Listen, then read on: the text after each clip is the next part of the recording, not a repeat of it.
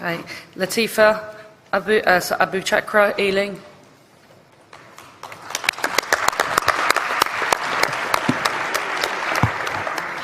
President, Conference, my name is Latifa Abu Chakra.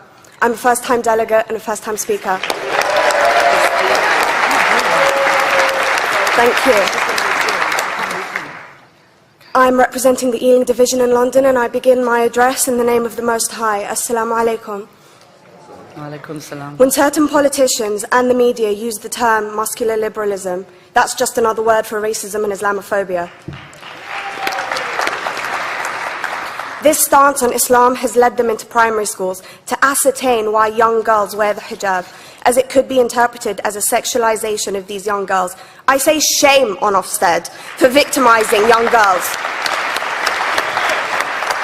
for choosing to wear religious articles of clothing.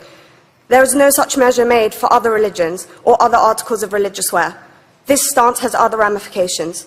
It signals to the British public and emboldens groups such as EDL, BNP and other fascist and racist groups that women are oppressed by Islam, are made insubordinate to the men that supposedly force them to wear it, and that it is the job of the British state to liberate us.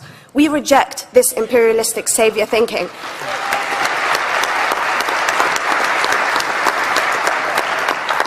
And I am here to state for all people who choose to practice their beliefs openly that we are not oppressed by our faith. Islam is not one homogeneous block. There are Muslim women who do not wear the hijab, and that is their interpretation of their faith. The Quran beautifully states, La ikraha fid din, which translates to, there is no compulsion in religion. My faith has given me the right to choose 1,400 years before the Universal Declaration of Human Rights told me I could. A fun fact for you, conference. My dad didn't want me to wear the hijab. I chose to. Those of faith, thank you. Those of faith should have the right to choose to wear their articles of faith. Sikhs wearing the turban, Jews wearing the kippah, or Christians wearing the crucifix. Practicing my right to freedom of expression through the hijab empowers me and other women like me to know that we are able to make decisions for ourselves. Through the hijab, women like me feel empowered to overcome the social expectations of sexualization that is relevant and has currently resulted in many cases of anxiety and worse. I can speak for myself and others like me. At school, I was able to focus more on the thoughts that were running through my mind than how good I looked to the world. The NUT has supported a woman's right to choose when it comes to pregnancy. I want conference to support my right to wear the hijab.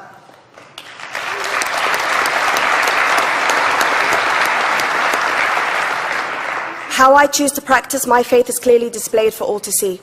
This makes me the target of hate crime. The level of racist attacks on Muslim women is disproportionate to any other oppressed group in British society because we are an easy target. This decision by Ofsted has ramifications beyond the school gates and must be seen in the context of increased attacks on the Muslim community and perpetuates the outdated notion that Muslim women are the victims. I was on a trip last year to Hampton Court with my Year 7s, where a man felt comfortable to call me a terrorist. As a Muslim woman, I'm not a victim, so I challenged him. He denied it.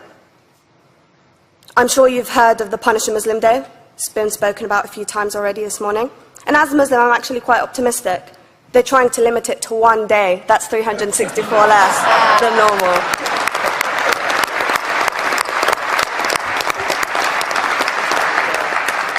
But let's be clear, conference. Islamophobia and other forms of racism affects non-Muslims too. If we don't challenge this stance as a collective, we may turn into a society like France, where women are forced by the law to choose between their faith and their education, their faith and their right to work in the public sector, their faith and their right to enjoy a day out by the seaside with their families. I want to end by stating that I came to this country as an 8-year-old refugee. We are Palestinians, forced out of our land in 1948. We lived in third world conditions, similar to those in Calais for 60 years. Here, I received the support I needed to study law at university and become a secondary school citizenship and PSHE teacher, and a school rep. An injury to one is an injury to all, and I want to thank the Union for its stance on all oppressed groups, in particular mine, Palestine. Thank you, conference. Thank you, Latifa.